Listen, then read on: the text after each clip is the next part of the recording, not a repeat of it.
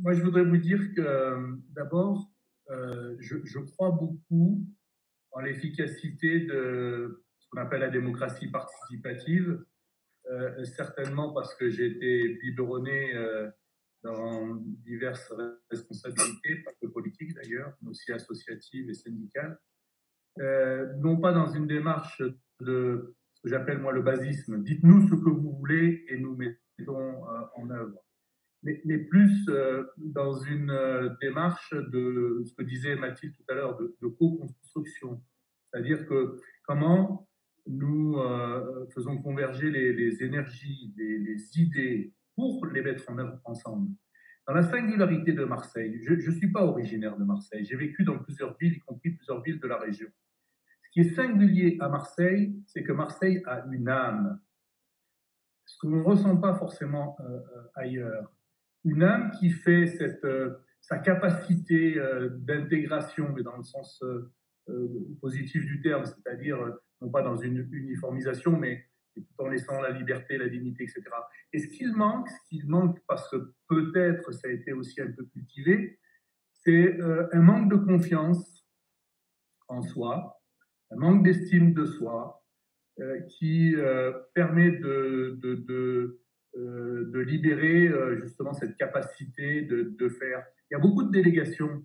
Alors, il y a la délégation de pouvoir, bon, c'est nourri ça en politique. Il y a de la délégation aussi dans le partage justement, par exemple, de victoires.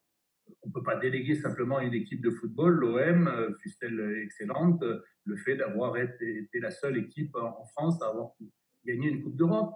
Et je pense que ça vient du fait que à Marseille, les habitantes et les habitants ne sont pas assez reconnus. Et donc, effectivement, les assemblées citoyennes, c'est une forme de reconnaissance aussi. Mais vous regardez, par exemple, dans des domaines d'excellence, le sport de haut niveau, la culture, parmi les artistes. On est d'abord reconnu, quand on est issu de Marseille, à l'extérieur, au plan national, international, avant d'être reconnu à Marseille. Et donc, je pense que dans notre démarche, redonner confiance, redonner cette capacité justement de réfléchir, d'innover, pour en faire, j'allais dire, un miel commun et puis pour en faire de faire de la politique dans le sens noble du terme, parce que là aussi, il y a de la défiance vis-à-vis de la politique, parce que pour beaucoup, la politique n'a pas apporté justement de réponse à leurs préoccupations, à leurs attentes, à leurs besoins. Et d'ailleurs, c'est un des constats que nous faisions au niveau du printemps marseillais. À Marseille, il y a des mobilisations citoyennes, associatives. Mais j'ai toujours fait le constat que ces mobilisations ne convergeaient pas entre elles. Des mobilisations sur des questions d'environnement, des mobilisations sur les questions de santé, des mobilisations sur les questions sociales, des mobilisations sur les questions de logement, mais il manquait de convergence. On a amorcé un petit peu ce début de convergence. Et le deuxième obstacle, c'est qu'il n'y avait pas de prolongement politique, parce que justement, il n'y avait pas de confiance en la politique dans le sens noble du terme. Et aujourd'hui, on est à une étape, hein. Je suis très prudent, hein. C'est le début.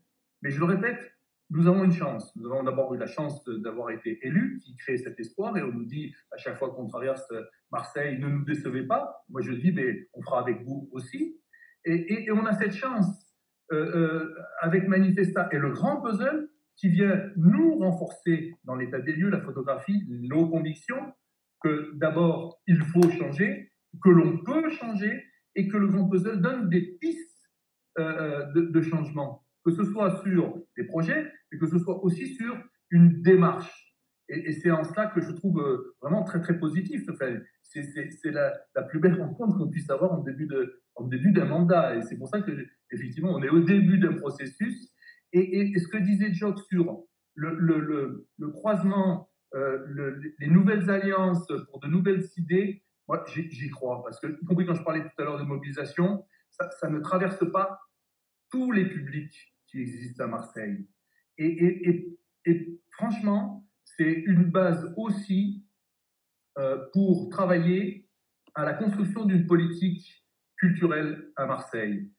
Je ne veux pas faire du copier-coller sur ce qu'on fait souvent, c'est-à-dire on arrive, on fait des états généraux, on fait des assises, et souvent on ne regroupe que des acteurs culturels.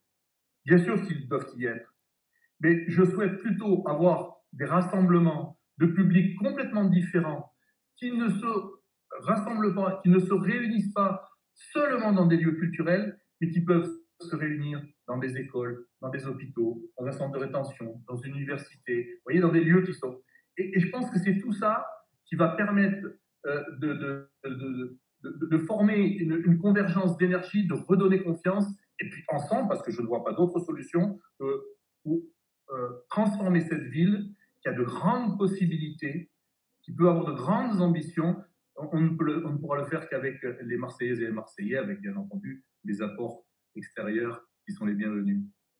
Et j'ai parlé hier soir, puisqu'on s'en était dit quelques mots avec Edwige, j'ai parlé avec la maire de Marseille, Michel Rubirola, qui est complètement d'accord pour ces rencontres avec ses homologues maires de Palerme, Rotterdam, Amsterdam, Barcelone, etc. Et je pense que ça créera aussi de l'émulation aussi à cette échelle-là, parce que nous ne perdons pas de vue que effectivement nous devons construire ou reconstruire Marseille, mais aussi nous ne progresserons pas, nous ne développerons pas de l'émancipation humaine, de l'épanouissement de manière isolée. Et donc, je pense que ces passerelles à tisser sont très, très, très importantes. En tout cas, merci aussi pour le grand puzzle, qui est vraiment une belle boîte à outils pour réparer Marseille et puis pour redonner aussi du bonheur. Alors, j'entends la proposition qui est faite de reconstituer le puzzle.